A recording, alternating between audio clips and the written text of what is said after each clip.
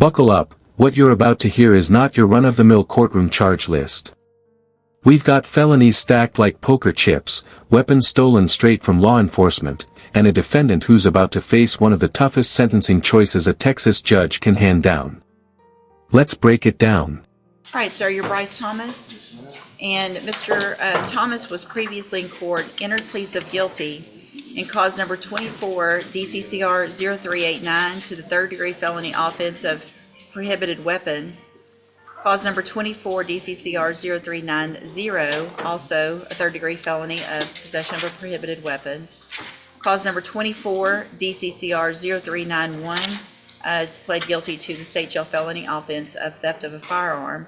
Cause number 24 DCCR 0392, pled guilty to the lesser offense of indecency with a child by exposure, also a third-degree felony. There was no plea agreement. I have received and reviewed the pre-sentence report. Has everyone had an opportunity to review that report? State has. In addition, there is also the largest packet I've ever received of jail incident reports in a case. Did everyone have an opportunity to review those? Yes, I took an evening and 35 pages. I reviewed them one evening. State reviewed all 35 pages of it. In addition, the state has filed a state sentencing memorandum. Mr. Burbank, did you receive that, and were you able to review it? Okay. Anything else, any objections or corrections or additions to the report? No, Judge. All right, Mr. Burbank, you may proceed. Notice how the defense starts by painting him as young and reckless. That's not just sympathy play, it's a sentencing strategy.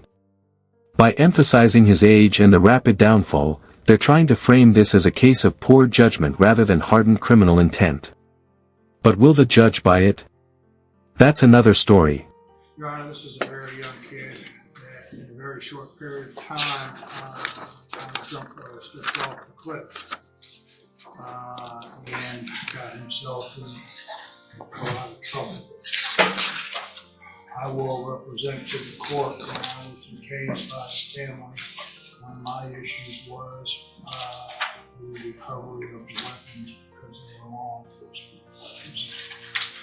I will represent to the court that almost immediately, mysteriously, weapons ended up in my office in the front hallway and returned to the sheriff's department. And I'd like the court to take notice that those weapons are off the street and back into the department. Could you speak up a little bit, please? Oh, back into the department. We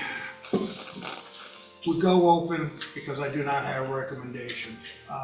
You can place him on probation for a period of 10 years and see what he does.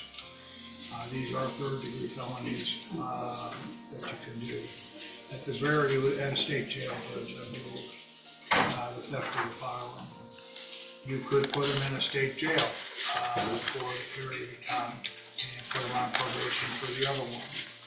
I would ask that if you are going to send him to the penitentiary, that maybe in reference to the sexual offense, that you do place him on probation, so that you can have some accountability for him once he got out for a period of time. That would give the court maybe whether or not he's learned his lesson. Now, as you peruse through the 35 pages of incident reports, and I'm not trying to be funny, because I've talked at length with Mr. Thomas about those, and he'd like to address the court on those. It is what it is, and that's not behavior of whether or not he would be able to follow the court's orders if you can't follow what's going on in jail for a period of time in reference to probation. I would ask that the court would ask Mr. Thomas. Yeah, go ahead. You have something to say? You don't have to say. I could just say it's just young, dumb, just being in jail at a young age and not really knowing what. I got write-ups. Yeah, but once you get several write-ups, the whole point of growing up is to learn from your mistakes. Yes, ma'am. So if you keep getting write-ups, then you can't just say I'm young and dumb, so I keep getting write-ups. I don't disagree that you're young and dumb, but this is ridiculous. Like, I mean, I know our jail cannot wait for you to get out. Cannot wait. Mr. Coleman? Yes, Your Honor, I'll be brief since I put everything, I made the state's position clear in our sentencing memorandum. I'd like to briefly shift the focus from the write-ups to the underlying facts in this case, which Yeah. I believe are Stealing out of egregious. cop cars. Stealing from patrol vehicles, at least 2 patrol units, Your Honor. Detective Matt Dixon is here if you want to hear more details of the detective. But Your Honor, I think the audacity, the boldness to steal these weapons from a police car goes to show what exactly the nature of this defendant is and what we're dealing with here. And even more than that, Judge, it appears from the underlying facts that the defendant may be implicated in a series of other car burglaries. We've got a Glock switch that converted one of those weapons into a Let's pause here. Stealing from a police cruiser is risky enough, but a fully automatic weapon in the hands of teenagers. That's a whole new level of dangerous. Imagine what could have happened if those guns hit the streets. What sentence would you give if you were the judge right now? fully automatic weapon. He was conspiring with another juvenile, a 16-year-old, to steal the weapons, which a photograph is attached to my sentencing memorandum if you've seen it. This was nothing less than an arsenal that these kids amassed, Judge. I shudder to think what could have become of these weapons if they would end up in the hands of other criminals, if they could have been used to use law enforcement, Your Honor. Long gone are the days where there's a low caliber Saturday night special that these kids use, you know, in some type of a crime. They are loaded for bear with fully automatic weapons. I'd ask the court to make an example out of this defendant. He benefits from not having a criminal history to speak of, but Your Honor, this is beyond the pale. I'd ask you to send him, do two things, a split sentence in this case. Sentence him to prison for what he's done, and then following that, a consecutive probation period so that we can continue to monitor him and supervise him after he's released from prison. Thank you, Your Honor. So I wanted to make sure, Mr. Coleman, I've done this type of sentencing that you're asking for on some different cases. I think the probation period, if I sentence him to probation today, I don't know that I can make that consecutive. So I think I believe you can, Judge, and if you need to recess this proceeding, I can get you case law in pretty short order. I think you can. because when would it start? It will start after he finishes his period of incarceration. Okay. So whatever I give him, if I do prison, and then I say it's consecutive with a probation, and does it matter if it's a straight or a, I don't believe so either, Judge. But again, I'm happy to get you some case. No, I appreciate the idea. Again, we've done it sometimes. I mean,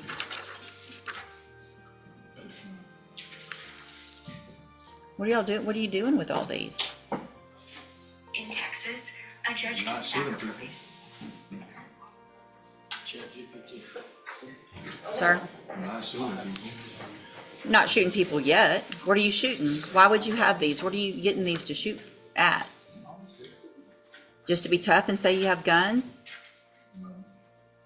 That's all that's happening with these guns on the street is y'all are shooting at each other, at other people, at houses, at cars, at whatever. There's no reason to have these kind of guns. These aren't hunting guns, right? You're not going to shoot a deer. Do you hunt? I do. Do I you? have before, but Have you? Which one of these is your hunting gun? none of those.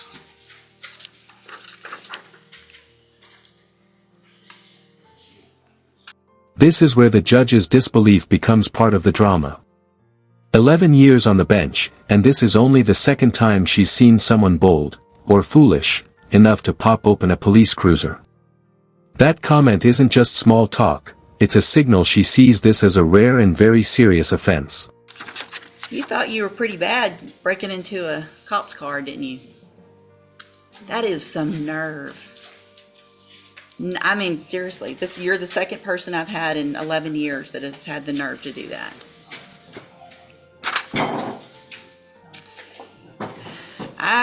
Here's what I'm going to do, because I agree with But Mr. Coleman, I would like, at least in the indecency case, to get treatment and probation on that case so that we know you're not going to go make that type of bad decision again. But I'm not giving you probation on everything. You're going to, you want to change your life and do better and not be young and dumb, you're going to have some time to figure that out.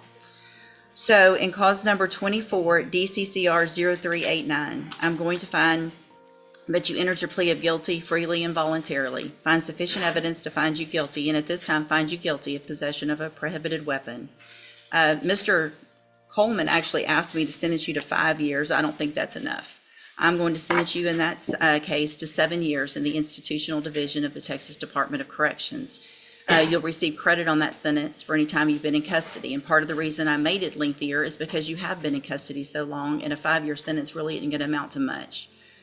Cause number 24, DCCR 0390, also find sufficient evidence to find you guilty, and at this time find you guilty of possession of a prohibited weapon. Sentence you to a term of 7 years in the institutional division of the Texas Department of Corrections. You will also receive credit on that sentence for any time that you've been in custody that the law gives you the right to receive. In cause number 24, DCCR 0391, find sufficient evidence to find you guilty, and at this time find you guilty of the state jail felony offense of theft of a firearm. Sentence you to a term of 2 years in the state jail prison. You will receive credit on that sentence for any time that you've been in custody that the law gives you the right to receive. Then in cause number 24, DCCR 0392, find sufficient evidence to find you guilty. However, in that case, I'm going to defer all proceedings, place you on probation. No, that's the third. I'm going to find you guilty of that offense, sentence you to a term of 10 years in the institutional division, but I'm going to suspend that and place you on probation for 10 years.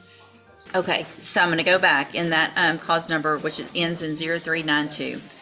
Find sufficient evidence to find you guilty. However, I'm going to defer all proceedings, and I'm going to place you on probation for 10 years. That will run consecutively to the other cases. So that probation does not start until you get out of prison. Then, if you violate that probation, you could be sentenced up to 10 years in that case. So you're going to be under supervision or in custody for a very long time.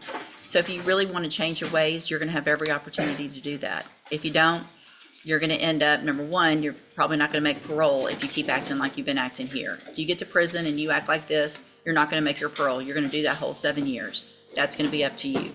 The sooner you get out and act right, the sooner you can start this other probation and get off of it, grow up, and maybe change your life. That's going to be up to you.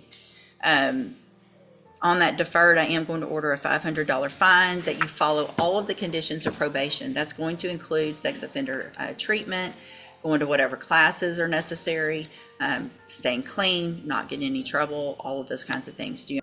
So here's the bottom line: multiple felony convictions, a prison sentence followed by a decade of probation, and the looming threat of more prison time if he slips up again.